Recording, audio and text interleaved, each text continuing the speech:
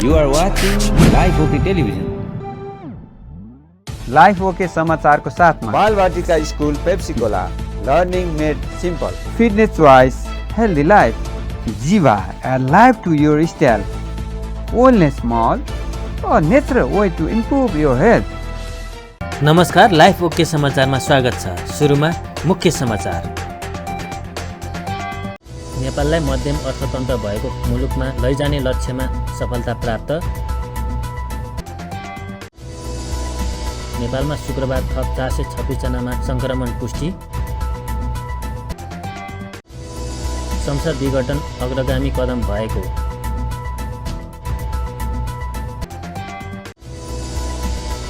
आठौं राष्ट्रिय पोशाक दिवस विभिन्न कार्यक्रम गरी मनाइयो।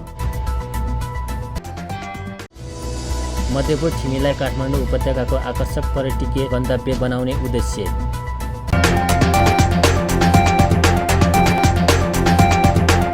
अब समाचार विस्तारमा। प्रधानमन्त्री केपी शर्मा ओलीले सन् 2022 भित्र नेपाललाई मध्यम अर्थतन्त्र भएको मुलुकमा लैजाने लक्ष्यमा सफलता प्राप्त भइरहेको बताउनु भएको छ। अङ्ग्रेजी नयाँ वर्ष 2021 को उपलक्ष्यमा भिडियो सन्देश जारी गर्दै प्रधानमन्त्री ओलीले संयुक्त राष्ट्र सङ्घको विकास लक्ष्य अनुरूप सन् 2020 मा नेपालीलाई निम्न अर्थतन्त्रको मुलुकबाट माथि उठाएर निम्न मध्यम अर्थतन्त्रको मुलुकका रूपमा स्थापित गर्न सफल भएको बताउनु भएको हो। मुलुकमा नवनिर्माण को चौतर्फी अभियान चलाइएको भन्दै पूर्वाधारका क्षेत्रमा विगतको तुलनामा निकै अघि बढ्न सफल भएको प्रधानमन्त्री ओली दाबी गर्नुभएको छ। सन् 2020 मा कोरोना भाइरसको क्षति तुलनात्मक रूपमा कम गर्न नेपाल सफल रहेको र महामारीबाट नागरिकलाई बचाउन सरकारले अवलम्बन गरेको उपायलाई साथ दिँदै सुरक्षित रहन पनि उहाँले आग्रह गर्नुभएको छ। उहाँले समृद्धि देश निर्माण गरी जनतालाई सुखी बनाउने राष्ट्रिय आकांक्षा पूरा गर्ने गन्तव्य तय गरी अघि बढिरहेको भन्दै समृद्धि नेपाल सुखी नेपालको राष्ट्रिय आकांक्षा पूरा गर्न स्थिर राजनीति अपरिहार्य भएको बताउनु भएको छ। भर्खरै विदा भएको सन् 2020 मा नेपाललाई हामीले निम्न अर्थतन्त्रको मुलुकबाट माथि उठाएर निम्न मध्यम अर्थतन्त्रको मुलुकका रूपमा स्थापित गर्न सफल भएका छौँ। संयुक्त राष्ट्रसङ्घको विकास लक्ष्य अनुरूप सन् 2022 भित्र नेपाललाई मध्यम अर्थतन्त्र भएको मुलुकमा वर्गोत्थान गर्ने सफलतातर्फ हामी उन्मुख छौँ। हामीले यही अवधिमा विकासका केही दूरगामी योजनाहरू थालनी गऱ्यौँ भने जनताको जीवनमा प्रत्यक्ष परिवर्तन महसुस गराउने केही आयोजनाहरू सम्पन्न गऱ्यौँ। 5 वर्ष अघिको विनाशकारी भूकम्पबाट ध्वस्त भएका संरचनाहरूको पुनर्निर्माणलाई एकाध बाहेक निष्कर्षमा पुर्याउने सफलता प्राप्त गरेका छौँ। व्यवसायका लागि सुरक्षित राष्ट्रका रूपमा हाम्रो स्थान केही माथि पुगेको छ भने आयात कटौती र निर्यातमा केही वृद्धि गरी हामी सुदृढ अर्थतन्त्रको जग बसाल्न सफल भएका छौँ। फलस्वरूप आपसमा निराशा बाँडेर बस्ने हाम्रो सामाजिक प्रवृत्ति सुशासन र समृद्धितर्फको बहसमा केन्द्रित हुन थालेको छ। समृद्ध नेपाल सुखी नेपालीको यो राष्ट्रिय आकांक्षा पूरा गर्न सुस्थिर राजनीति अपरिहार्य छ। तर अव्यवस्था र अनिश्चयबाट लामो समय गुज्रेको मुलुकलाई विकास र समृद्धिमा लैजाने काममा हामीले अनेक व्यवधानहरूको सामना गर्नु पर्यो। यसका बावजुद मुलुक निर्माणको प्राथमिकताबाट विमुख व्यक्तिहरूका निजी आकांक्षाहरूले सृजना गरेका अवरोधहरूलाई छिचोल्दै राष्ट्रको साझा आकांक्षा पूरा गर्ने बाटोमा हामी अविचलित निष्ठासाथ अघि बढिरहेका छौँ। अर्को नयाँ वर्षको सङ्घारमा पुग्दासम्म विकास र समृद्धिका लागि हामीले बसालेको जग अझ देखिने गरी थप उचाइमा पुग्नेछ।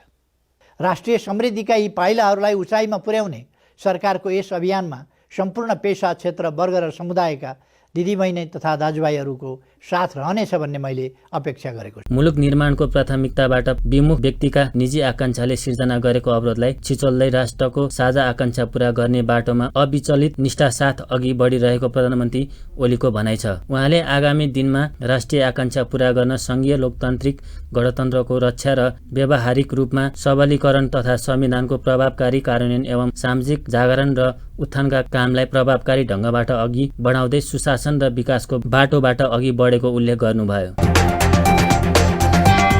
नेपालमा शुक्रबार थप 426 जनामा कोरोना भाइरस संक्रमण पुष्टि भएको छ। देशभरका विभिन्न स्थानमा रहेको प्रयोगशालामा गरेको परीक्षणमा 153 जना महिला र 273 जना पुरुषमा कोरोना संक्रमण पुष्टि भएको स्वास्थ्य मन्त्रालयले जानकारी दिएको छ। यो सँगै नेपालमा कोरोना संक्रमितको संख्या 2,61,019 पुगेको छ। त्यस्तै कोरोनाका कारण थप 8 जनाको मृत्यु भएको छ। नेपालमा हालसम्म कोरोनाबाट मृत्यु हुनेको संख्या 1864 पुगेको छ। नेपालमा थप 748 जना कोरोना मुक्त भएका छन् भने हालसम्म 2,53,107 जना कोरोना मुक्त भएका छन्। नेपालमा हालसम्म 6,048 जना आइसोलेसनमा रहँदा 367 जना क्वारेन्टाइनमा रहेका छन्। नेपालमा हालसम्म 19,38,702 वटा PCR परीक्षण गरेको स्वास्थ्य मन्त्रालयले जनाएको छ।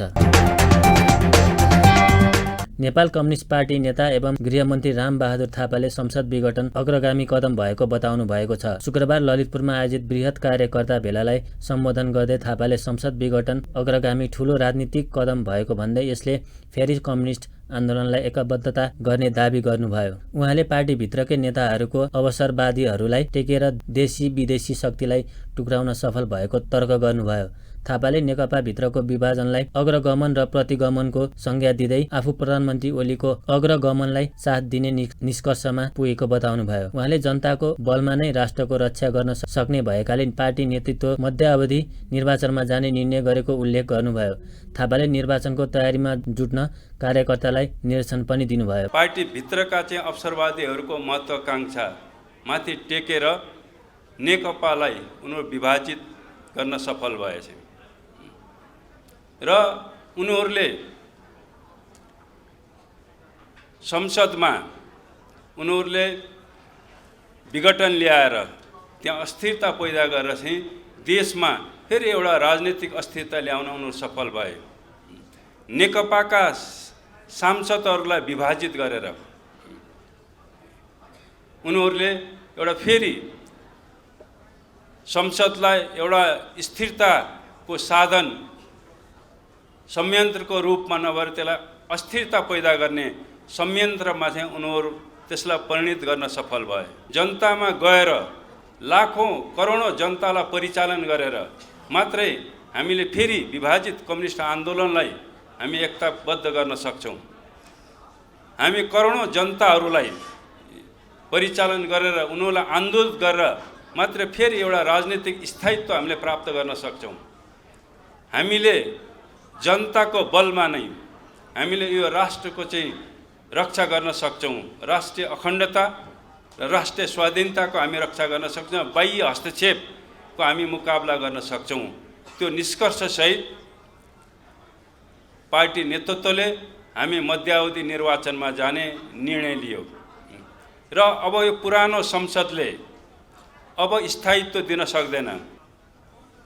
एकताबद्ध भएर चाहिँ यो मोर्चामा हामी हाम फालौँ र त्यहाँ हामी विजय प्राप्त गरौँ।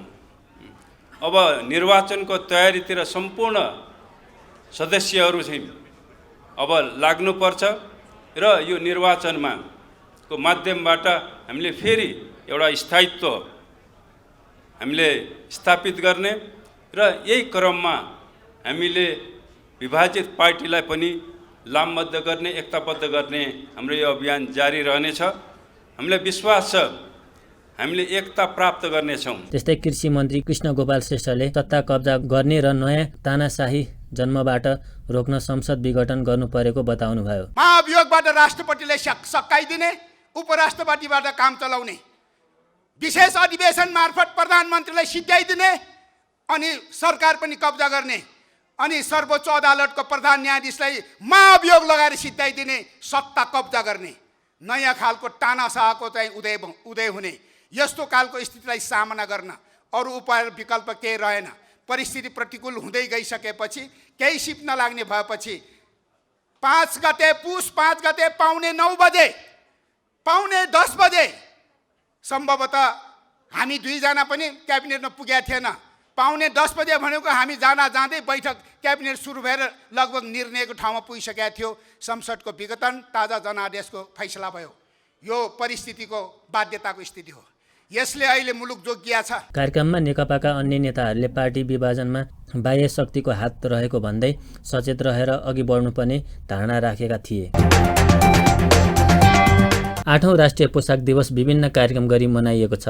शुक्रबार युवाहरूले राष्ट्रिय पोसाक सहित काठमाडौँमा मार्च पास गरी दिवस मनाएका हुन्। हाम्रो शान हाम्रो स्वाभिमान राष्ट्रिय पोसाक हाम्रो पहिचान भन्ने मूल नाराका साथ उनीहरू सांस्कृतिक पहिचान सहितको पोसाकका साथ र्यालीमा सहभागी भएका थिए। ढाका र भातगाउँले टोपी, दौरा सुरुवाल, गुनियो चोली लगाएका युवा युवतीहरूले नेपाली झण्डा र बाजा गाजा सहित मार्च पास गरेका हुन्। पछिल्लो समयमा नेपाली मौलिक संस्कृतिलाई विदेशी संस्कृतिले धाराशाही बनाएकाले नेपालको संस्कृति सभ्यता र धरोहरलाई विश्व समुदायमा उजागर गर्न राष्ट्रिय पोसाक दिवस मनाएको राष्ट्रिय धरोहर संरक्षण प्रतिष्ठान नेपालका संस्थापक अध्यक्ष राजानन्द माण्डेवले बताउनुभयो। र विशेषतः राष्ट्रिय पोसाक दिवस मनाउनुको एउटै मात्र कारण के हो भने हाम्रा मौलिकता हाम्रा संस्कृति विदेशी पाश्चात्यले चाहिँ विदेशी संस्कृतिले चाहिँ धराशायी बनाएको यो पछिल्लो अवस्थालाई हामीले मूल्याङ्कन गर्दै नेपालको संस्कृति नेपालको सभ्यता नेपालको धरोहरहरूलाई चाहिँ विश्व जगतमा उजागर गर्नको लागि हामीले यो राष्ट्रिय पोसाक दिवसको सुरुवात गरेका हौँ।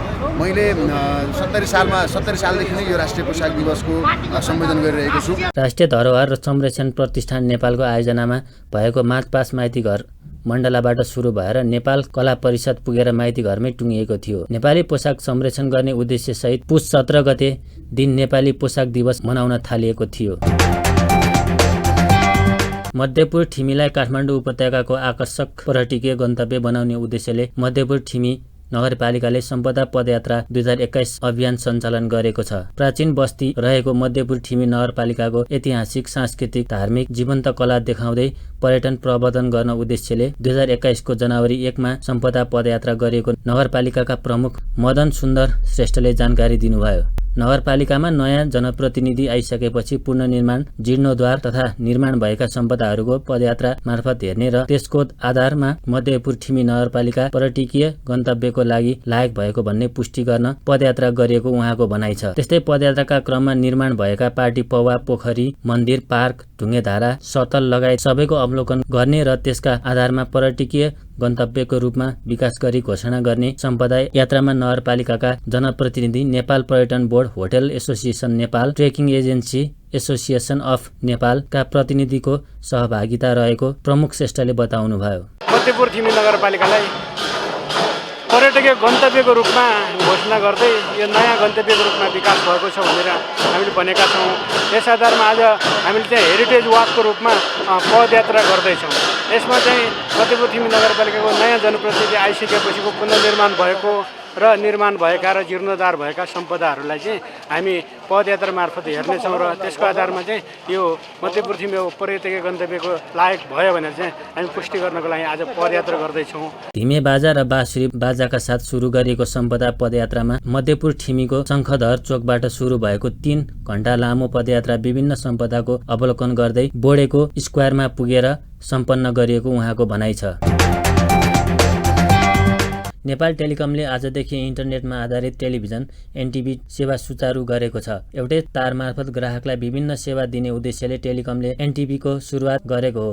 उक्त सेवाको शुक्रबार सञ्चार तथा सूचना प्रविधि मन्त्री पार्वत गुरुङले सुरुवात गर्नुभयो। टेलिकमले उच्च गतिको इन्टरनेट सेवा उपलब्ध गराउँदै आएको फाइबर मार्फत एनटिभी सञ्चालनमा ल्याएको हो। टेलिकमले आजदेखि फाइबर टु दि होम एफटिटिएच मार्फत टेलिफोन, इन्टरनेट र टेलिभिजन सेवा प्रवाह गर्न थालेको हो। टेलिकमले 39 जिल्लामा फाइबर सेवा विस्तार गरिसकेको छ। आजदेखि काठमाडौँ उपत्यकाका विभिन्न स्थान र बनेपामा एनटिटिभी सेवा सञ्चालनमा आएको हो। कार्यक्रममा मन्त्री गुरुङले सेवालाई भरपर्दो र विश्वासिलो बनाउँदै सेवा प्रवाहलाई ग्राहक मैत्री बनाउन निर्देशन दिनुभयो। उहाँले दूरसञ्चार क्षेत्रमा आविष्कार भएका प्रविधिको अध्ययन गरी नेपालमा पनि सुरुवात गर्न आग्रह गर्नुभयो। सबै प्रकारका कर्मचारी साथीहरू यहाँको व्यवस्थापन पहिलो त दायित्व तपाईँहरूको चिन्ता गर्ने दायित्व तपाईँहरूको। त्यसपछि हामी सरकारको पनि हो र यससँग सम्बन्धित सरकार राख्ने व्यक्तिहरूको पनि। त्यसले तपाईँहरू पहिलो चिन्ता लिइदिनुहोस्।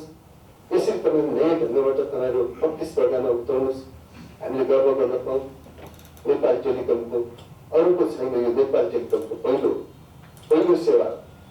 यो सेवाले हाम्रो बिचमा रहेका कतिपय वातावरणीय कुराहरू हुन सक्छन्, कतिपय व्यवस्थापनको कुरा हुन सक्छन्, कतिपय यससँग व्यवस्थापनको कुरा हुन सक्छ।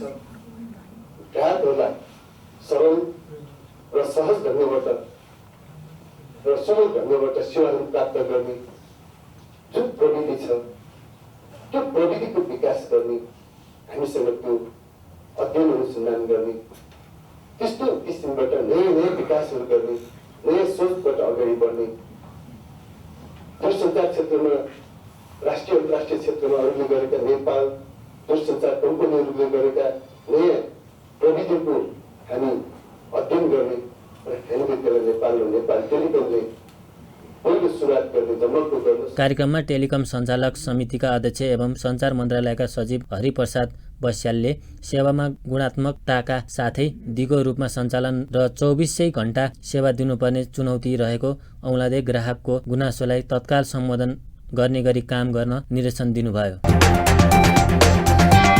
महानगरीय ट्राफिक प्रहरी महाशाखाले हराएका 22वटा मोटरसाइकल फेला पारी सम्बन्धित धनीलाई जिम्मा लगाएको छ। महानगरीय ट्राफिक प्रहरी महाशाखामा शुक्रबार एक कार्यक्रमको आयोजना गरी महाशाखा प्रमुख प्रहरी वरिष्ठ उपरीक्षक जनक भट्टराईले ती मोटरसाइकल सम्बन्धित धनीलाई जिम्मा लगाउनु भएको हो। मोटरसाइकल हराएको उजुरीका आधारमा महाशाखाको पीडित सहायता इकाइबाट सादा पोसाकमा खटिएका प्रहरी टोलीले उपत्यकाका विभिन्न स्थानमा उक्त मोटरसाइकल फेला पारी सम्बन्धित धनीलाई फिर्ता गरेको हो। जथाभावी मोटरसाइकल पार्किङका कारण चोरी बढेको भन्दै सवारी साधनमा अतिरिक्त लक प्रयोग गर्न, अलार्म लगायतका उपकरण जडान गर्न, घर कम्पाउन्डमा पार्किङ गर्दा सचेतता अपनाउन एसएसपी भट्टराईले आग्रह गर्नुभयो। उहाँले चोरी भएका मोटरसाइकलहरू काठमाडौँ उपत्यका बाहिर लैजाने गरेकाले काठमाडौँ बाहिर पनि ट्राफिक प्रहरी परिचालन गर्ने तयारी गरिरहेको जानकारी दिनुभयो। मोटरसाइकल धनीहरूले पनि आफ्नो मोटरसाइकललाई सुरक्षित राख्नलाई चाहिँ अलिकति ध्यान दिनुपर्ने चाहिँ अवस्था छ। घरमै राख्दा पनि घरबाट पनि चोरी भएको छन्, कतिको पार्किङ स्थलबाट चोरी भएको छन्, कतिको चाहिँ अलिकति त्यस्तै चाहिँ मान्छेको चलपल कम हुने ठाउँबाट चोरी भएको छ। विभिन्न ठाउँबाट चोरी भयो, जहाँ राखिन्छ आफ्नो साधन चाहिँ त्यसलाई सुरक्षित राख्ने उपाय चाहिँ अलिकति चाहिँ सोच्नुपर्छ। मेरो मोटरसाइकल सुरक्षित छ कि छैन भन्ने चाहिँ पहिले सोचेर मात्रै अनि मोटरसाइकल छोडेर चाहिँ जानुपर्छ र सुरक्षित गर्ने केही उपाय छन्, त्यहाँ केही छन् भने अलिकति यसो मान्छे भएको छेउमा राखिदिने हो कि एकान्तको ठाउँमा होइन, केही यस्तो साइनो उपाय लगाइदिने हो कि कसैलाई यसो हेरिदिने भनेर भन्ने हो कि अथवा चाहिँ घरमा राख्दा चाहिँ चेन लक हुइल के हुन्छ त्यो लाएर राखिदिने हो कि यी यावत उपायहरू चाहिँ प्रयोग गर्नलाई म अनुरोध गर्छु। र पनि भएछ भने हामीले गर्ने इफोर्टहरूमा हामी लागेका छौँ र त्यसैको सफलताको फलस्वरूप हामीले यति फेला परेका छौँ र अझै पनि चाहिँ लाग्ने चाहिँ म प्रतिबद्धता व्यक्त गर्छु। महाशाखाको टोलीले बनेपा, कपन, धुम्बाराही, कलङ्की, वनस्थली, गङ्गबु, बौद्ध, थापाथली, ट्रमा सेन्टर, सिनामङ्गल, जोरपाटी, ठमेल, मुलपानी, कलङ्की, कालो पुल, कमल विनायक, घट्टेकुलो, चाबाहेल, पुरानो बानेश्वर र बबरमहल लगायतका स्थानबाट मोटरसाइकल फेला पारिएको जनाएको छ। महाशाखाका अनुसार पुस महिनाभित्र मात्रै 39वटा मोटरसाइकल अनुसन्धानको लागि ल्याइएको छ भने चोरीमा संलग्न 9 जनालाई पक्राउ गरी मुद्दा चलाइसकिएको छ। नेपाली काङ्ग्रेसको कोभिड-19 अनुगमन समितिले नेपाल चिकित्सक सङ्घसँग छलफल गरेको छ। काङ्ग्रेसको कोभिड-19 अनुगमन समितिका संयोजक तथा नेपाली काङ्ग्रेसका सहमहामन्त्री डाक्टर प्रकाश शरण महतले शुक्रबार नेपाल चिकित्सक सङ्घको कार्यालयमा सङ्घसँग छलफल गर्नुभएको हो। छलफलका क्रममा उहाँले नेपालमा कोभिडको प्रभावका साथै वर्तमान सरकारले महामारीको नियन्त्रणमा गरेका कार्यहरू र नेपालमा कोरोना खोप ल्याउने बारे छलफल गर्नुभएको हो। साथै उहाँले कोभिडका कारणले नेपालका चिकित्सक, स्वास्थ्यकर्मी तथा अस्पतालमा कार्यरत अन्य कर्मचारीहरूमा परेको प्रभावका बारेमा पनि जानकारी लिनुभएको थियो। सहमहामन्त्री महतले सरकारले महामारी नियन्त्रणका क्षेत्रमा कुनै प्रभावकारी काम गर्न नसकेको बताउनुभयो। उहाँले महामारी सुरु भएदेखि नै यो सरकार यस्तो अप्ठ्यारो समयलाई कमाउने धन्दाका रूपमा लिएको, औषधि तथा अन्य मेडिकल सामग्री किन्ने काममा समेत कमिसनको खेल भएको बताउनु भएको थियो। पुरा पपुलेसनको कुरो चाहिँ सेकेन्डरी हो। अरू अब अमेरिकाको लागि त उनीहरूले के भनिरहेको छ भने 50 मिलियनले मात्रै हामी 1-1.5 वर्ष लाग्छ, त्यसैको लागि पनि भनेको छ भने त अब हाम्रो त बियोन्ड भयो।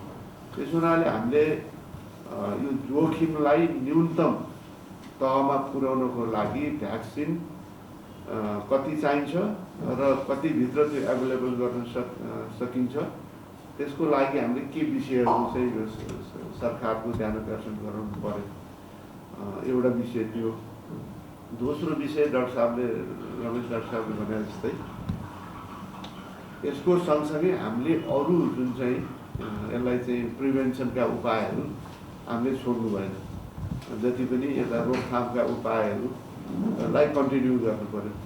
किनभने भ्याक्सिनका बावजुद पनि अब त्यो कुरालाई एउटा त पुरै पपुलेसनमा यो जानु तत्कालै चाहिँ कभर गर्न गाह्रो छ। छलफलका क्रममा नेपाल चिकित्सक सङ्घका अध्यक्ष डाक्टर लोचन कार्कीले कोरोना महामारीका बेला अग्रभागमा खटेका स्वास्थ्यकर्मीलाई सरकारले दिने भनेको सेवा सुविधा तथा भत्ता नपाएको गुनासो गर्नुभयो। इभन स्वास्थ्यकर्मीले दिनमा 80,000 रुपियाँ तिरेर पनि आफ्नो उपचारहरू गराएको रेकर्डहरू हाम्रो थुप्रै साथीहरू छ। त्यस पछाडि आएर मर्ने र बाँच्नेको बिचमा जो मान्छे ठिक भयो आइसियूबाट निस्क्यो नि त्यो मान्छेहरू डिसेबल पनि भएका छन् कि अब काम गर्न नसक्ने आज पनि अक्सिजन लगाएर घरमा बस्नु परेको छ कि अब उनीहरूको करियरै सिध्यो। त्यो पोस्ट कोभिड जुन डिसेबिलिटीको छ त्यो बारेमा सरकारले एड्रेसै गर्ने। मेरो त करियर सक्यो नि अब छुट्टी अब म बिरामी भएपछि त मेरो छुट्टी म स्वास्थ्यकर्मी भएँ म बिरामी भएँ म हस्पिटल आउन सक्दिनँ त्यो छुट्टी सक्यो त आइज भनेर भन्छ। अब स्टेरोइड खाइरहेको छ रोगसँग लड्न सक्ने क्षमता फेरि अक्सिजन लगाएर हस्पिटल जाने स्वास्थ्यकर्मीको त अस्त व्यस्तै छ क्या हजुर। नेपालका चिकित्सक तथा स्वास्थ्यकर्मीहरूलाई सरकारले दिनुपर्ने विशेष सुविधाका लागि काङ्ग्रेसले पहल भन्दै सहमहामन्त्री महतले चिकित्सकहरूलाई उच्च मनोबलका साथ काम गर्न आग्रह समेत गर्नुभयो।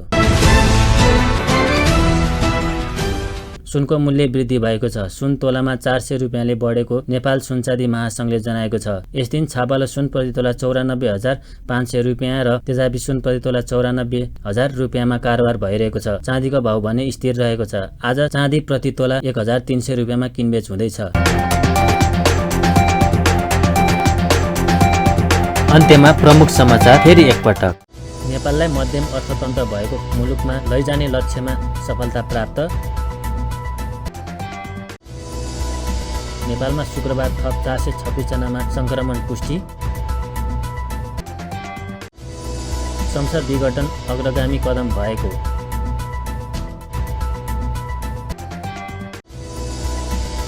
आठौं राष्ट्रिय पोसाक दिवस विभिन्न कार्यक्रम गरी मनाइयो। मध्यपुर ठिमीलाई काठमाडौँ उपत्यकाको आकर्षक पर्यटकीय गन्तव्य बनाउने उद्देश्य। हस्त अहिलेका लागि लाइफ ओके समाचार यति नै। हेर्दै गर्नुहोला लाइफ ओके टेलिभिजन। नमस्कार।